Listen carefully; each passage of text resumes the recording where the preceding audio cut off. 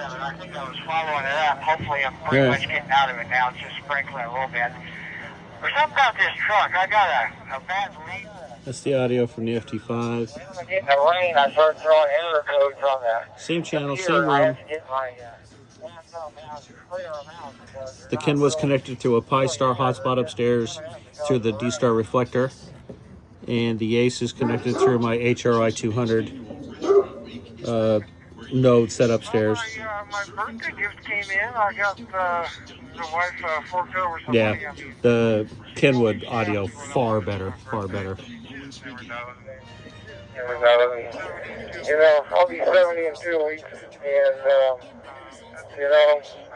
that's great at this stage of our life. Yeah. All right, Kenwood for the win.